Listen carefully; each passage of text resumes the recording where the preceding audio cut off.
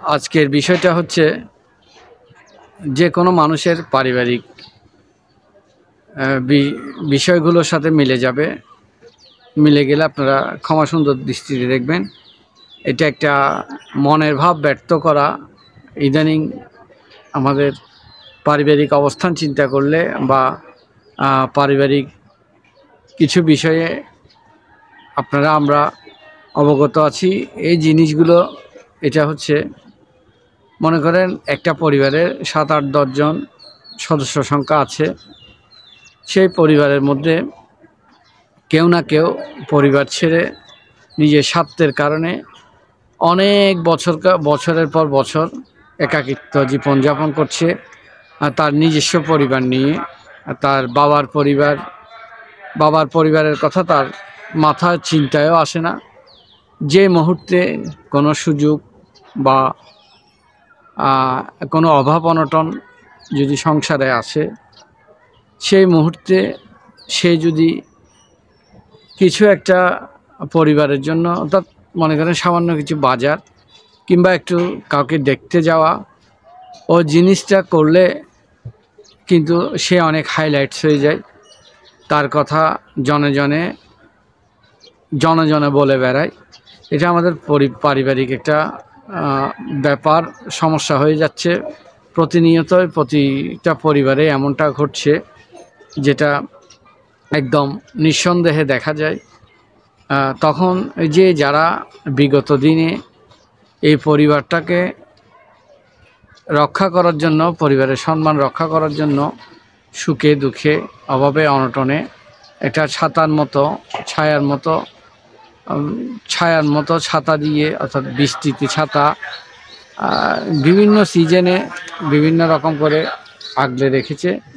কিন্তু দেখা যায় পরক্ষণে যখনই সেই পরিবার থেকে দূরে সরে যাওয়া ব্যক্তি যদি আবার সেই পরিবারে কোনো না কোনো বিষয়ে হস্তক্ষেপ করতে আসে, বা কিছু যেটা নগণ্য যে ক্ষতি করে চলে গিয়েছে, তার এই জিনিসটা তো নগণ্য, কিন্তু সবাই, পরিবারের অন্যরা সবাই তাকে সাধুবাদ দেয়, সে তখন ভালো হয়ে যায়।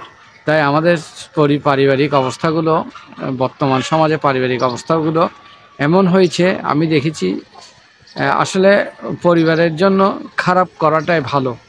কারণ একটা সময় গিয়ে সে এমনিতেই ভালো হয়ে যেতে পারে। আর যারা প্রতিনিয়তই ভালোটা করে যাচ্ছে সংসারকে গুছানোর জন্য, সবাইকে একসাথে আগলিয়ে রাখার জন্য, সকল বিপদ আপদে নিজের স্বার্থকে বিবেচনা না করে পরিবারের সবার জন্য খুব খেটে যাচ্ছে, তার অবদান কিন্তু ওই যে সেই পরিবারের দুষ্ট ছেলেটা বা চলে যাওয়া ছেলেটা, পরিবারের কে বিপদগ্রস্ত করে চলে যাওয়া ছেলেটার ভূমিকা তখন খুব বেশি লক্ষণীয় হয়ে যায়।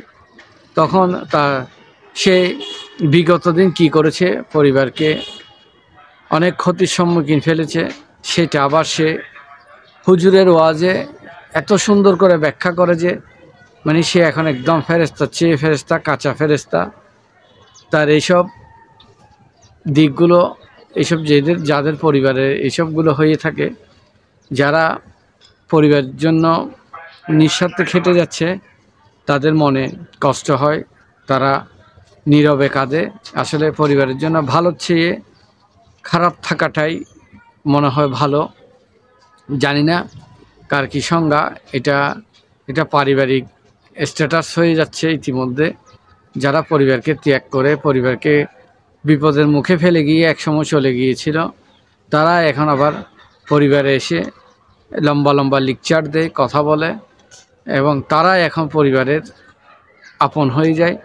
অন্যরা তাদেরকে একদম কি বলবো, জামায় আদরে। অর্থাৎ এই যে সে এত ক্ষতি করে গেল, তার পুরনো দিনের কথাগুলো মনে না রেখে তাকে আবার বুকে আগলে রেখে, তার পরক্ষণে দেখা যায় সে কিন্তু স্বার্থের জন্যই আসে।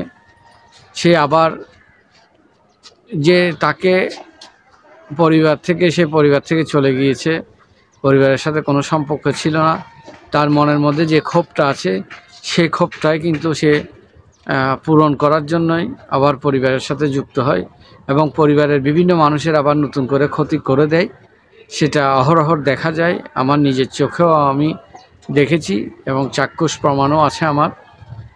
তাই বলবো, এখন চিন্তা করি যে মাঝে মাঝে মানুষের ভালো করার চেয়ে খারাপ করাটাই মনে হয় ভালো, কারণ খারাপ মানুষ খুব তাড়াতাড়ি ভালো হয়ে যেতে পারে, ভালো মানুষ আজীবন ভালো থাকতে পারে না, কারণ খারাপে তার ভালোর জায়গাটা দখল করে নেয় চোখের পলকে। ধন্যবাদ সবাইকে। ভিডিওটি করার প্রসঙ্গে করলাম, যেহেতু লং ভিডিও একটা দরকার আছে, সেই ভিত্তিতে ভিডিওটা করলাম।